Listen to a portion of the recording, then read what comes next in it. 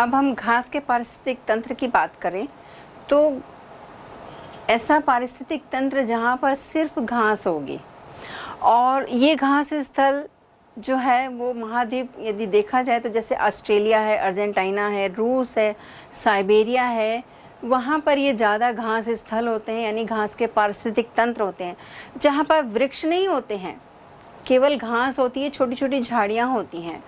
और यहाँ की जो मिट्टी होती है उसमें ह्यूम्स की मात्रा ज़्यादा होती है, जिसके कारण ये फसलों के लिए काफ़ी उपजाऊ होते हैं। और यदि हम भारत में देखें तो लगभग 8% भाग में ये घास स्थल है।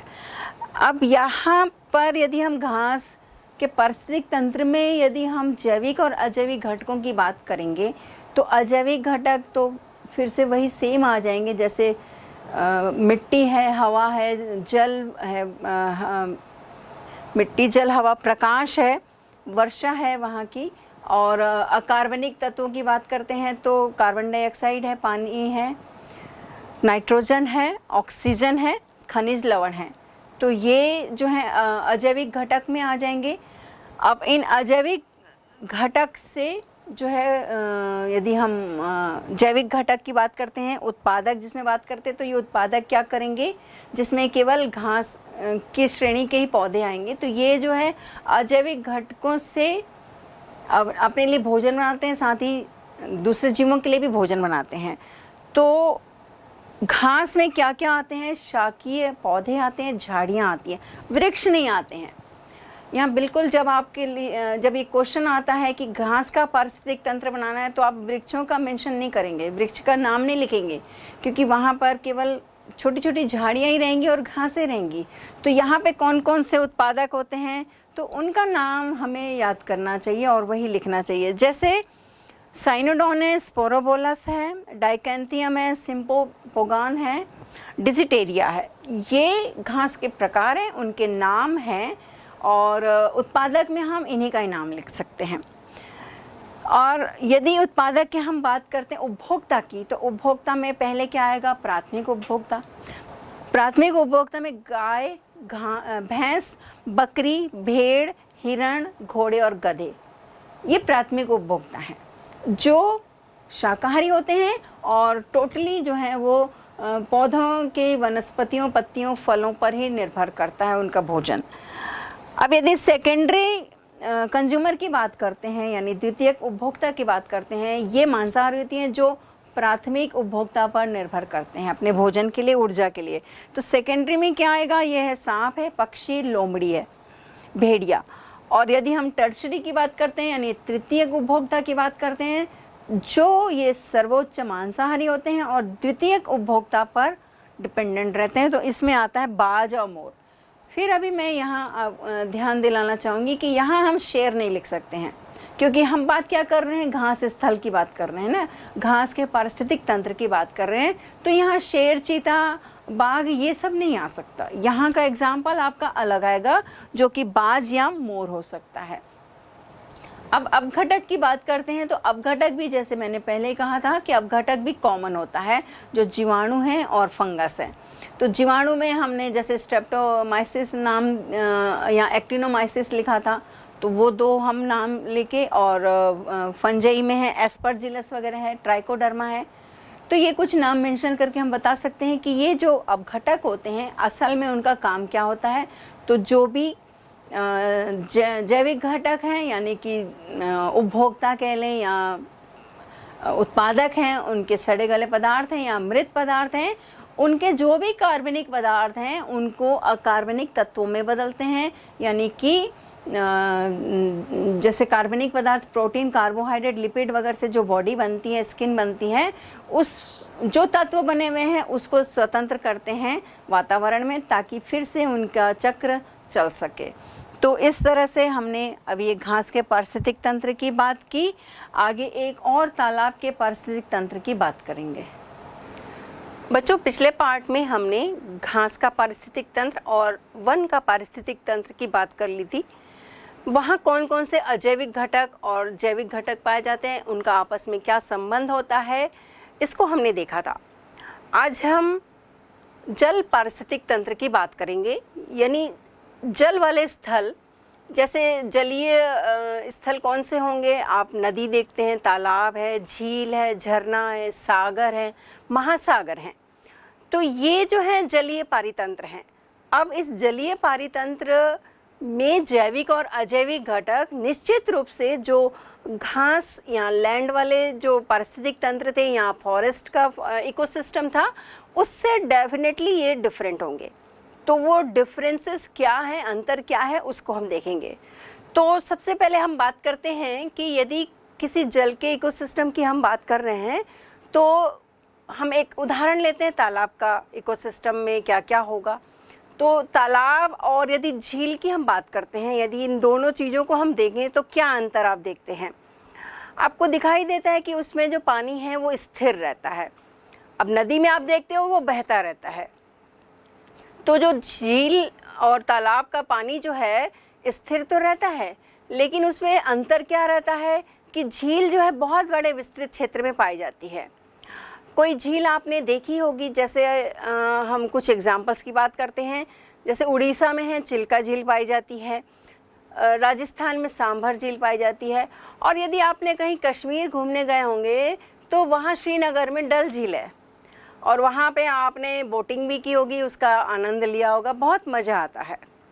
तो जब भी आप ऐसे जगह पर जाते हैं तो ज़रूर वहाँ के पर्यावरणीय परिस्थितियों को ज़रूर देखें। वहाँ आप अपने बायोलॉजी सब्जेक्ट को कोरिलेट करें कि यहाँ कौन कौन से जैविक घटक हैं और अजैविक घटक हैं। तो जब भी हम बाहर जाते हैं या कहीं और भी आप ट्रिप में जाते हैं, टूरिस्ट प्लेस पे जाते हैं, तो ये ज़रूर गौर करिएगा।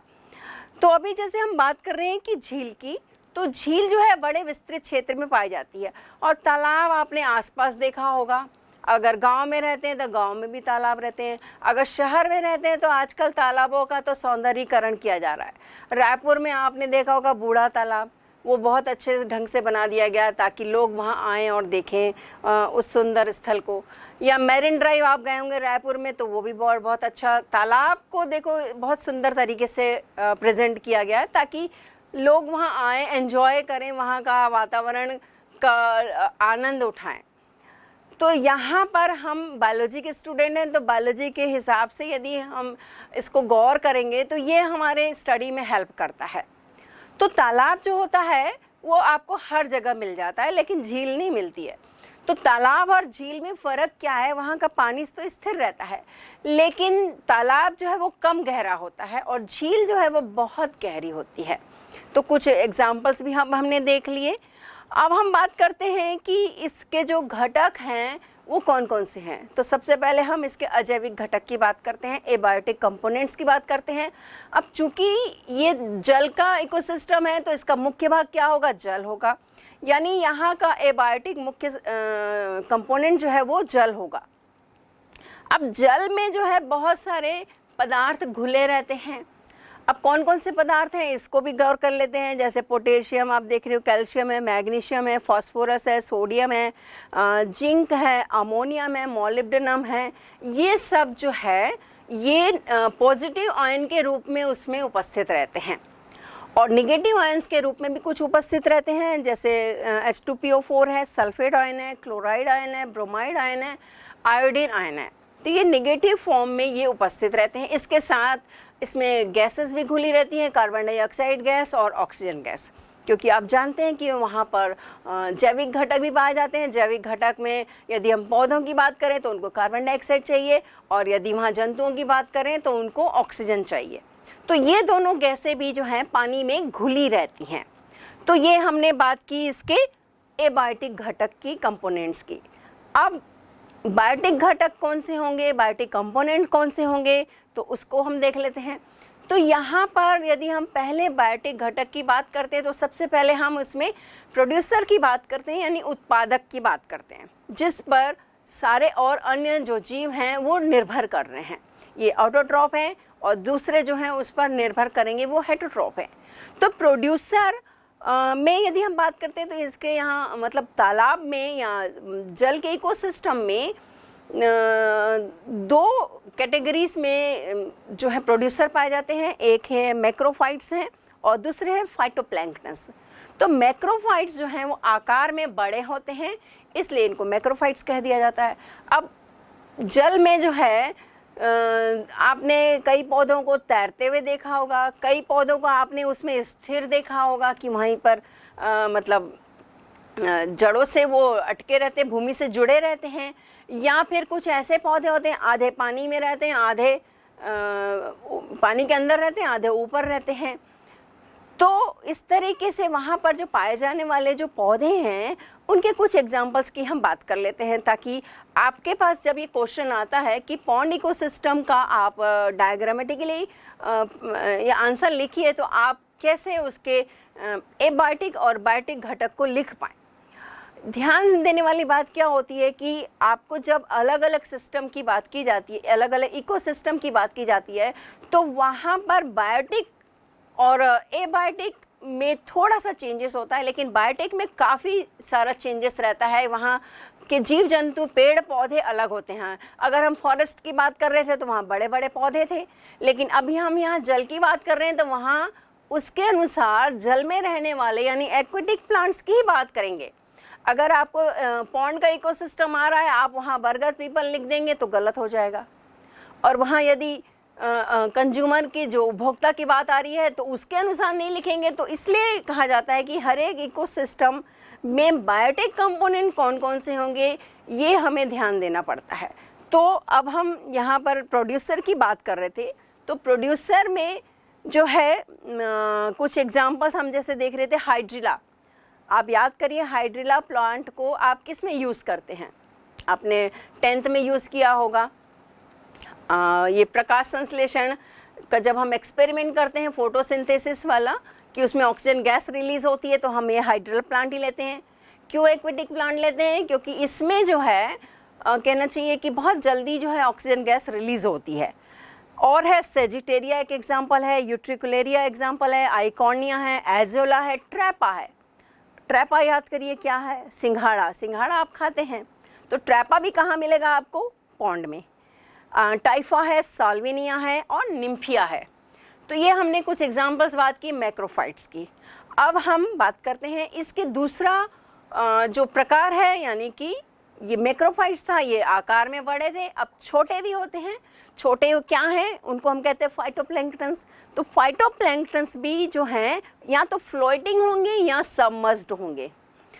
फ्लोटिंग माने फ्लोट करने वाले होंगे, या एकदम तली में, तालाब की तली में जो है वहाँ पर भी ये पाए जाते हैं। तो उसमें भी दो कैटेगरीज हैं, एक है बेंथोस हैं, फिलामेंटस एल्गी हैं। फिलामेंटस एल्गी में जो है स्पाइरोगाइरा, आपने नाम सुना है, जिग्निया है, ओडोगोनियम है, यूलोथ्रिक्स है। तो ये एग्जाम्पल है हमारे फिलामेंटस एल्गी के। और यूनिसेलुलर एल्गी भी होते हैं, इसमें एक एग्जांपल क्लेमाइडोमोनास। आप इसका पिक्चर बहुत अपने एग्जांपल में बनाते होंगे कि यूनिसेलुलर जो ऑर्गेनिज्म है उसमें क्लेमाइडोमोनास भी आता है, क्लेमाइडोमोनास क्लोरेला। और कॉलोनियल एल्गी भी होते हैं, उसके एग्जांपल्स है वॉलवॉक्स है और पेंडोरिना। तो ये हमारे हैं फाइटोप्लैंक्टन्स। अब फाइटोप्लैंक्टन्स ये हमारे प्रोड्यूसर हो गए, यानी ये क्या करेंगे? अपना भोजन स्वयं बनाएंगे और प्रकाश संश्लेषण की सहायता से, यानी पानी में जो कार्बन डाइऑक्साइड घुली हुई है और वहाँ एलिमेंट्स भी, जैसे हमने अभी बात की थी ना, अकार्बनिक तत्व भी घुले हुए हैं, और सूर्य की रोशनी से ये अब भोजन बनाते हैं। अब इनके भोजन, बने हुए भोजन पर अब दूसरे उपभोक्ता जो है वो निर्भर करते हैं। तो वो उपभोक्ता कौन कौन से हैं उसको भी हम देख लेते हैं। अब हम प्राथमिक उपभोक्ता की बात करते हैं। तो प्राथमिक उपभोक्ता में पहले होते हैं बेंथोस, यानी जल की सतह के नीचे तली में जो पाए जाते हैं उनको कहते हैं बेंथोस। ये बेंथोस जो है या तो जीवित आश्रित जो जीवित पौधे हैं उन पर डिपेंडेंट रहते हैं, या फिर कोई पौधा मृत हो गया तो उस मृत के अवशेष पर भी वो निर्भर करते हैं। इनको डेट्रीवोर्ट्स कहते हैं। डेट्रीवोर्ट्स में आते हैं स्नेल्स आते हैं, आप घोंगे जानते हैं, और अर्थवर्म हैं और क्रैब्स हैं। इसके बाद है जूप्लैंक्टन्स। जूप्लैंक्टन्स जो है ये फ्लोटिंग में, अगर हम इनके एक एग्जांपल की बात करते हैं तो यूग्लिना आता है, और दूसरा है साइक्लोप्स हैं। और ये हमारे हो गए प्राथमिक उपभोक्ता। ये कैसे होंगे? शाकाहारी होंगे। ये शाकाहारी जो हैं उत्पादक पर डिपेंडेंट हैं। उत्पादक यानी पौधे जो भोजन बनाते हैं, जो भी उसकी पत्तियां हैं या जड़ें हैं या जो भी और उसके भाग हैं, उनसे उन पर ये डिपेंडेंट रहते हैं, निर्भर करते हैं। अब द्वितीयक उपभोक्ता क्या करेंगे? ये द्वितीयक उपभोक्ता प्राथमिक उपभोक्ता पर अपने भोजन के लिए आश्रित रहेंगे। तो अब द्वितीयक उपभोक्ता के एग्जाम्पल कौन कौन से हो सकते हैं? तो कुछ कीट हैं, कीट में बीटल्स आते हैं और छोटी फिशेस होती हैं जो इन जू प्लैंक्टन्स को खाती हैं। अब ये हो गए हमारे सेकेंडरी कंज्यूमर। अब हम टर्शरी कंज्यूमर की बात करते हैं, जो टॉप कंज्यूमर हैं। यहाँ पर अगर पॉन्ड इकोसिस्टम की बात करें तो यहाँ की जो फूड चेन, जिसकी हम आगे बात करेंगे, फूड चेन ज़्यादा लंबी नहीं होती है। तो सेकेंडरी कंज्यूमर के बाद आते हैं टॉप कंज्यूमर यानी टर्शरी कंज्यूमर, जिसमें बड़ी बड़ी फिशेस आ सकती हैं, सांप हैं, पानी में रहने वाले से सांप, टर्टल हैं। तो ये होंगे टर्शरी कंज्यूमर जो सेकेंडरी कंज्यूमर पर डिपेंडेंट रहते हैं। अब यहाँ पर हम बात करेंगे तीसरा इसका पार्ट अपघटक की।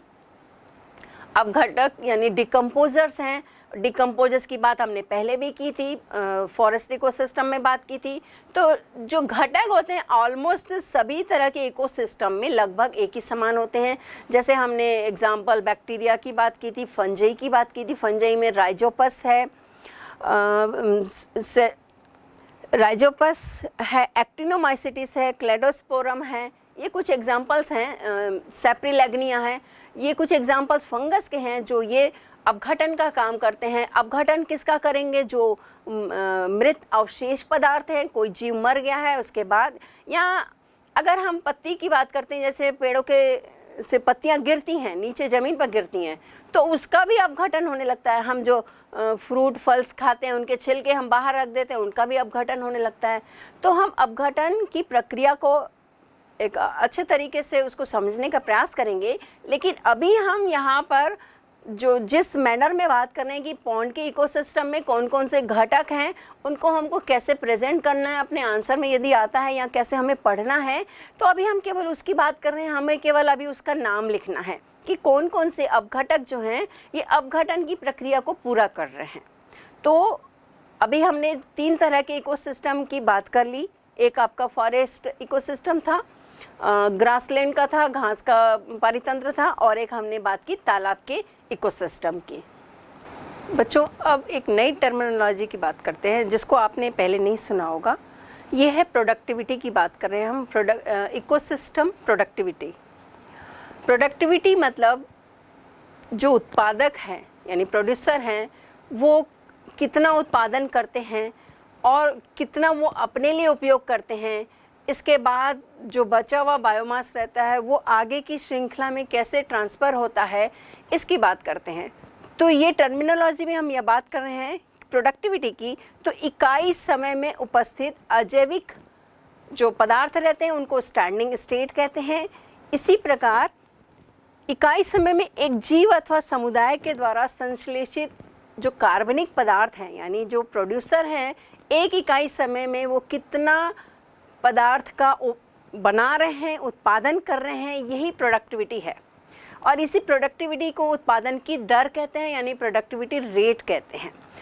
अब इसकी बात कर रहे हैं आगे, तो ये जो है प्राइमरी उत्पादकता, सेकेंडरी उत्पादकता यानी सेकेंडरी प्रोडक्टिविटी कहलाता है। आगे भी और हम बात करेंगे। तो प्राइमरी प्रोडक्टिविटी क्या है? प्राइमरी प्रोडक्टिविटी जो है उत्पादकों के द्वारा, प्रोड्यूसर्स के द्वारा फोटोसिंथेसिस प्रोसेस और एक कीमोसिंथेसिस प्रोसेस होती है। तो इन दोनों प्रोसेस के द्वारा जो भी उत्पादन यानी कार्बनिक पदार्थों का उत्पादन किया जा रहा है, तो ये प्रोडक्टिविटी रेट कहलाता है। इसको जो है ग्रॉस एसिमुलेशन भी कहते हैं, सकल प्राइमरी प्रोडक्टिविटी भी कहते हैं, यानी ग्रॉस प्राइमरी प्रोडक्टिविटी भी कहते हैं। और इसमें जो है आपका टोटल एसिमुलेशन कहलाता है, ग्रॉस एसिमुलेशन। और इसमें जो है श्वसन के समय जो कार्बनिक पदार्थों का उपयोग किया गया वो भी इसमें शामिल होता है। इसको किसी इकाई दर से भी प्रेजेंट करते हैं। जैसे इसको कैसे प्रेजेंट किया जाता है, जैसे आप देख रहे हो CHL देख रहे हो, ये मतलब क्लोरोफिल है, ऑब्लिक ग्राम है, मतलब बाय ग्राम per day per dry weight per unit area. इसको हम फिर से देखते हैं, क्लोरोफिल पर ग्राम पर ड्राई वेट और पर यूनिट एरिया। तो क्लोरोफिल आप जानते हो जो फोटोसिंथेसिस की प्रोसेस करते हैं। अब उसका ग्राम माने उसकी साइज की बात कर ली, ड्राई वेट की बात कर ली यानी उसका कितना उसका वेट है, यूनिट एरिया की बात कर ली। तो इसमें जो है किस तरीके से प्रोडक्शन हो रहा है ऑर्गेनिक सब्सटेंसेस का, तो ये जो है प्रोडक्टिविटी कहलाता है। अब ये हमने बात की ग्रॉस प्राइमरी प्रोडक्टिविटी की बात की, जिसमें आपका टोटल एसिमिलेशन आ रहा है, टोटल प्रोडक्शन आ रहा है। अब हम बात कर रहे हैं नेट प्राइमरी प्रोडक्शन की, प्रोडक्टिविटी की।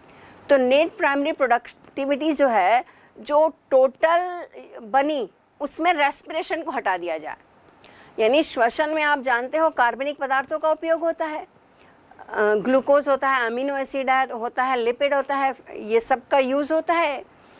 इसके द्वारा ही तो ऑक्सीजन की क्रिया करके ऑक्सीडेशन प्रोसेस होके एनर्जी मिलती है, कार्बन डाइऑक्साइड, पानी और एनर्जी मिलती है। तो इस तरीके से तो इसमें जो है रेस्पिरेशन प्रोसेस को हटा दिया गया, तो जो बचता है वो एनपीपी कहलाता है, यानी कि नेट प्राइमरी प्रोडक्टिविटी कहलाता है। और इसके बाद एक और आता है सेकेंडरी जो है प्राइमरी प्रोडक्टिविटी कहलाता है। तो सेकेंडरी का मतलब क्या है कि ये प्रोड्यूसर को कंज्यूमर लेवल पर जितना उपयोग किया गया। अब मतलब प्लांट के प्रोडक्ट को कौन खाएगा? प्राइमरी कंज्यूमर खाएगा। प्राइमरी कंज्यूमर कौन से होते हैं? हर्बीवोरस होते हैं। तो वो उन्होंने उसको उपयोग किया, कितना उपयोग करते हैं और कितना उनके बॉडी में स्टोर होता है, इसको हम लोग एक एग्जाम्पल से समझ लेते हैं। तो यदि हमने बात कर रहे हैं कि ये जीपीपी और एनपीपी क्या है, तो इसको पहले एक एग्जांपल से देखते हैं। तो जैसे आप ये देख रहे हो, ये एक प्रोसेस के थ्रू या एक फ्लो डायग्राम के थ्रू जो है बताया गया है। आप देख रहे हो सोलार एनर्जी। सोलार एनर्जी को कौन यूज़ कर रहा है? प्लांट कर रहे हैं। आप जानते हो सोलार एनर्जी को यानी क्लोरोफिल एब्जॉर्ब करता है और उसको फिर केमिकल एनर्जी में बदल दिया जाता है, जो कि कार्बोहाइड्रेट्स है, प्रोटीन है, फैट है, लिपिड है। अब आप ये देख रहे हो प्लांट ने जो बनाया फोटोसिंथेसिस प्रोसेस के दौरान, वो क्या हो गया? जीपीपी हो गया, ग्रॉस प्राइमरी प्रोडक्टिविटी हो गया। प्राथमिक जिसको कह रहे हैं हम, पी माने यहाँ प्राइमरी यानी प्राथमिक की बात हो रही है। इसके बाद प्लांट जो है वो अपने लिए यूज़ कर रहा है, यानी एनर्जी यूज्ड फॉर अपने रेस्पिरेशन के लिए, सेलुलर रेस्पिरेशन के लिए, अपने उसको जीवित रहने के लिए भी उसको एनर्जी चाहिए। तो वो एनर्जी कहाँ से मिलेगी? कार्बनिक पदार्थों से मिलेगी। फिर जो बच जा रहा है, सेकेंड आप देख रहे हो energy stored at biomass, as a biomass, मतलब बायोमास के रूप में जो एनर्जी स्टोर्ड हो गई, तो वो होता है एनपीपी। तो एनपीपी आपको समझ में आ गया होगा। एनपीपी जो है वो जीपीपी को माइनस करेंगे, आर उसमें से माइनस कर देंगे तो वो एनपीपी निकल आएगा। और एक और एग्जांपल आप देख रहे हो, यहाँ लीफ बनी हुई है। लीफ में यदि एग्जांपल आप देख रहे हो, खास लिखा हुआ है जूल, 300 जूल। तो 300 जूल क्या हुआ? जीपीपी बना, मतलब ग्रॉस प्राइमरी प्रोडक्टिविटी बना। अब ग्रॉस जो है वो 300 है। 300 को आप देख रहे हो दो भागों में बढ़ गया। एक आपको दिख रहा है नेट, नेट माने जो बच गया एज ए बायोमास, 200 जूल है। और अपने खुद के लिए उसको कितना यूज़ करना पड़ा? 100। तो 100 जूल उसने अपने लिए यूज़ किया, वाइटल एक्टिविटीज़ जो हो रही हैं बॉडी में उसके लिए उसने उसको यूज़ किया। और 200 जूल जो है एज ए बायोमास उसकी बॉडी में प्रेजेंट रहा है, यानी स्टोर हो गया। अब इस 200 जूल को आप नेक्स्ट वाले में देख रहे हैं कि एक ग्रॉस हॉपर दिखाया गया है। ग्रॉस हॉपर खा रहा है उस पत्ती को, तो वो उसके पास 200 जूल जो है उसके पास आ गया। पत्ती में जो बायोमास जो था वो 200 जूल था, एनपीपी था। अब उसको उसने ग्रॉस हॉपर ने यूज़ किया। ग्रॉस हॉपर में भी क्या होगा? टिश्यू बनेंगे। अब देख रहे हो इसमें भी कुछ फेसेस के रूप में, यानी अपशिष्ट पदार्थों के रूप में वेस्ट चला जाता है। 100 जूल देख रहे हो। बाकी आप देख रहे हो रेस्पिरेशन में, आप देख रहे हो कुछ पॉइंट आप देख रहे हो टिश्यू बनने में। तो इस तरह से आप अभी जब हम एनर्जी फ्लो की बात करेंगे तो आप देखेंगे कि धीरे धीरे कैसे एनर्जी जो है लास्ट लेवल तक बहुत कम हो जाएगी। तो ये कुछ टर्मिनोलॉजी की बात की। अब हम नेट कम्युनिटी प्रोडक्टिविटी की बात करते हैं। जो नेट कम्युनिटी प्रोडक्टिविटी क्या होगी? आप देख रहे हो एनपीपी यानी net primary production minus plant biomass used by consumer, यानी प्लांट का बायोमास जो है किसके द्वारा खाया गया, कंज्यूमर के द्वारा खाया गया, जिसको हमने अभी एक ग्रॉस हॉपर के एग्जांपल्स के थ्रू समझा।